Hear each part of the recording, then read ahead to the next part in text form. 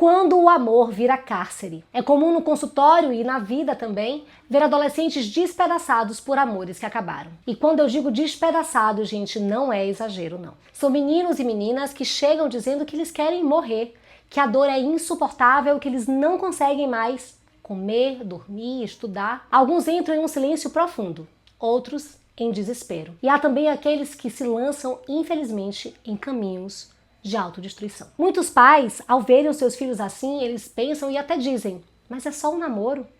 Mas não é. E não é porque o adolescente exagera, como muitos pensam. É porque aquele amor para ele é o mundo inteiro. E quando esse amor acaba, é o próprio mundo que parece acabar junto. E nós adultos sabemos o quanto essa dor é real, porque nós também já sentimos. Não é porque crescemos ou amadurecemos que deixamos de sofrer por amor. A dor do amor atravessa as gerações. Ela visita os corações de adolescentes e de adultos, de pais e de filhos. Todos nós, em alguma medida, já experimentamos a ausência, o fim, o rompimento e dói, gente. Como dói. O que muda é que nós, com o tempo, aprendemos que isso passa, mas eles ainda não sabem. E é justamente por isso que dói mais.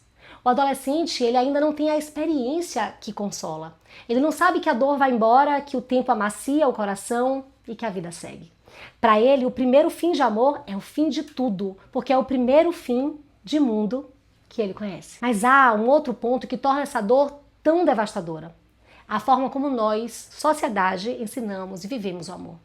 Há séculos nós alimentamos uma ideia distorcida de que o amor está sempre ligado à posse, ao ciúme, ao controle e à falta. Vivemos uma cultura que associa o amor à dor. O ciúme virou prova de afeto, a ausência virou sinal de desejo, a angústia virou medida de intensidade. Desde cedo aprendemos que quem ama sofre, que quem ama sente falta, que quem ama não vive sem o outro. E essa crença, repetida em músicas, filmes, novelas, até nas histórias infantis, foi se infiltrando no inconsciente coletivo, moldando corações frágeis. As princesas sofrem, os heróis sangram, os finais felizes só vêm depois de muita dor. E assim, sem perceber, ensinamos aos nossos filhos que amar é padecer. Quando essa lógica se instala, e ela já se instalou em todos nós, o amor deixa de ser abrigo e passa a ser prisão. O amor vira cárcere. Não é à toa que tantos adolescentes aceitam o que não deveriam. Adultos não curados também. Permanecem em relações onde não são amados, são maltratados, se submetem a vínculos que os adoecem, tudo por medo de perder aquilo que eles acreditam ser amor. Nos consultórios vemos isso o tempo inteiro. Meninos e meninas que trocam a própria identidade pela presença do outro, que preferem o mal acompanhado ao sozinho demais, que confundem intensidade com verdade, que acreditam que o amor precisa de dor, de grito, de briga, de reconciliação, tudo muito intenso para ser real.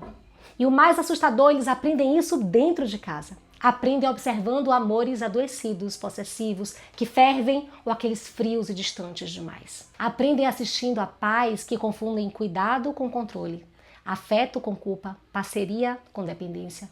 E dentro de casa, gente, é que se forma a primeira ideia do que é o amor. Eu lembro de uma jovem que chegou ao consultório absolutamente convicta de que ela era muito amada.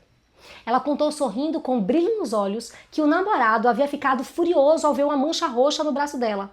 Uma mancha que foi causada por uma queda, mas que ele achou que fosse um sinal de traição. Então ele apertou-lhe os braços com força, exigiu que ela confessasse, olhou nos olhos, gritando, e ela dizia para mim, ele me ama tanto que ele ficou desesperado. Deu para ver nos olhos dele o quanto ele me amava. E é aí que o coração da gente se parte, porque o que ela viu como amor era apenas medo, controle, desespero, mas era tudo o que ela conhecia como amor. As pesquisas confirmam o que a alma já sente. Tem um estudo aí americano que mostra que cerca de 1 em cada 3 adolescentes vive algum tipo de violência emocional, psicológica ou física em relacionamentos amorosos. E no Brasil, gente, dados da Fiocruz indicam que quase 40% dos jovens entre 14 e 19 anos relatam já ter vivido relações abusivas com ciúme excessivo, humilhações, chantagens ou agressões. São números que doem, mas que explicam o que nós vemos todos os dias.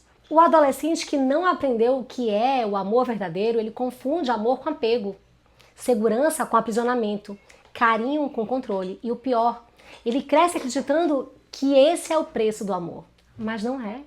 E é justamente aqui que precisamos começar a ensinar um novo modo de amar. Aqui em casa, desde que eles eram bem pequenininhos, eu ensino meus filhos a amarem as pessoas antes delas se tornarem namorados ou namoradas.